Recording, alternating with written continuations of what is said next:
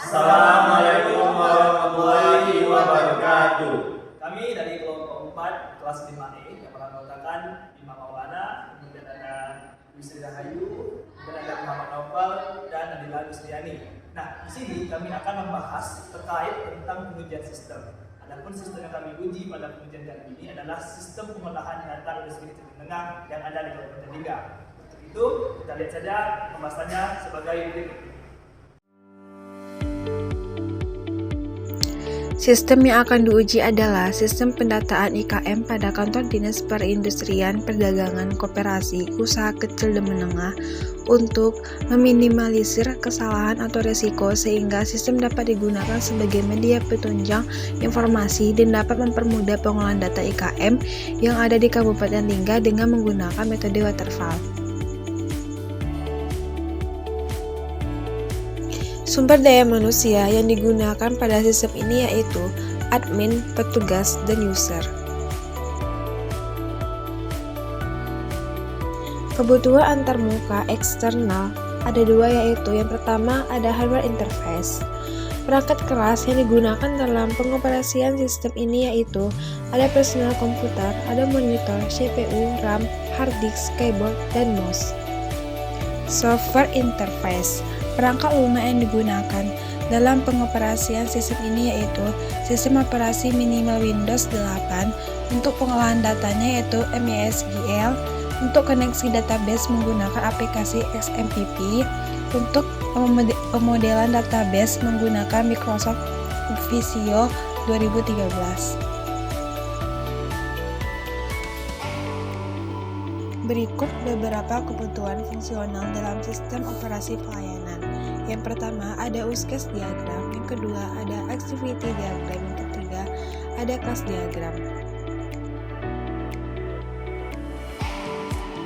Non-functional requirement dapat didefinisikan pada tabel berikut. Yang pertama ada usability, yang kedua ada portability, yang ketiga ada reliability, yang keempat ada supportability, yang kelima ada memori. Oke, di sini saya akan sedikit menjabarkan tentang pengujian black box testing. Jadi di sini kami telah melakukan pengujian black box testing dengan melakukan tes langsung pada sistemnya. Nah, sebagaimana yang bisa dilihat di sini ada tab pengujian login dan seterusnya. Jadi agar lebih detail akan saya jabarkan melalui demo sistem yang saya lakukan.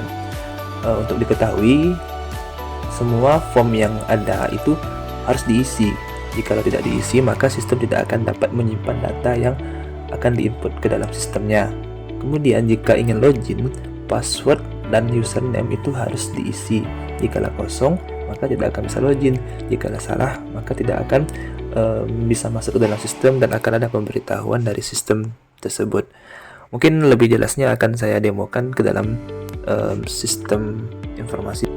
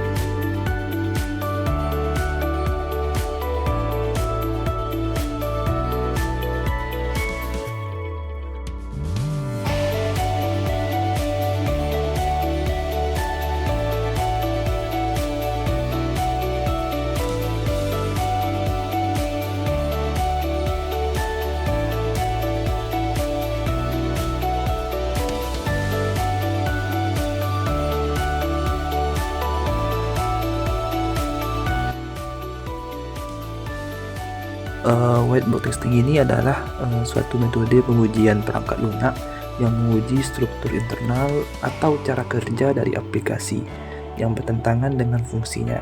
Dalam pengujian white box ini, perspektif internal sistem digunakan untuk merancang dalam kasus uji sistem. Dapat kita lihat pada gambar di bawah ini, Ini merupakan tampilan dari pengujian untuk white box testing. Dari analisa yang telah dilakukan, kemudian kita lakukan pengujian dengan menggunakan flow graph testing. Nah, flow graph testing ini itu menggambarkan struktur kontrol dari kode program yang diuji. Bisa kita lihat, ini ada gambar sebuah flowchart dari hasil analisa sistem yang sudah kita analisa sebelumnya.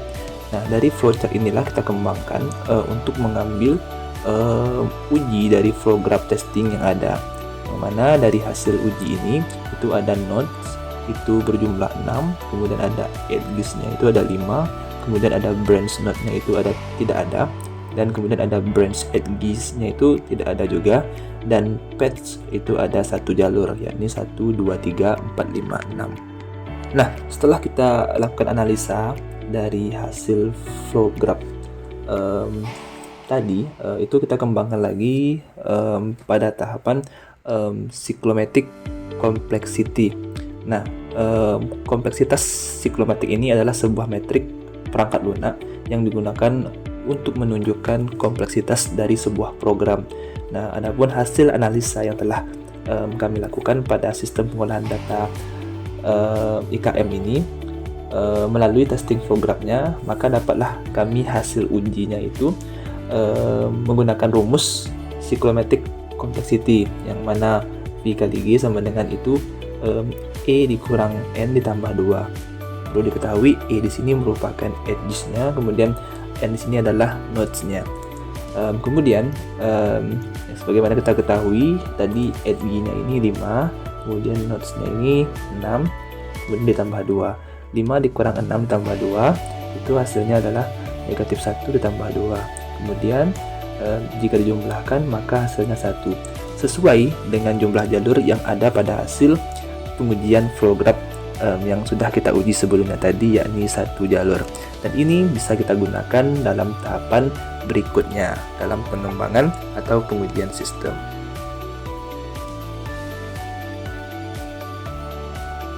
Daftar kegiatan, timesheet, dan training.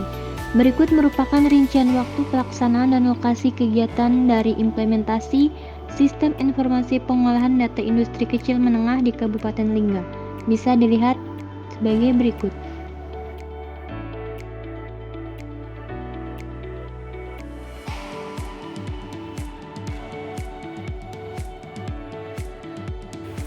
Test plan adalah dokumen yang berisi definisi tujuan dan sasaran pengujian dalam lingkup iterasi atau proyek, item-item yang menjadi target pengujian, pendekatan yang akan diambil, sumber daya yang dibutuhkan, dan poin untuk diproduksi.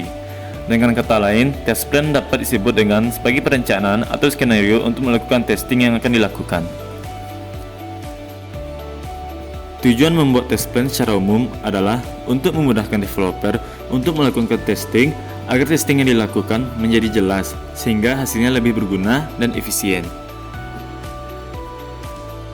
Nah, kawan-kawan, itulah hasil dari pengujian sistem pengolahan data IKM yang telah kami lakukan, baik itu menggunakan metode black box testing maupun white box testing. Bisa kawan-kawan lihat dari hasil keduanya itu sama-sama menunjukkan hasil uji yang baik. Kemudian untuk kawan-kawan, semoga apa yang kami sampaikan ini bermanfaat dan bisa dijadikan bahan pembelajaran ke depannya. Mungkin jika ada kesalahan dari tutur kata kami dalam penyampaian yang ada di video, kami mohon maaf sedalam-dalamnya. Kami tutup dan kami akhiri dengan Assalamualaikum warahmatullahi wabarakatuh. Terima kasih.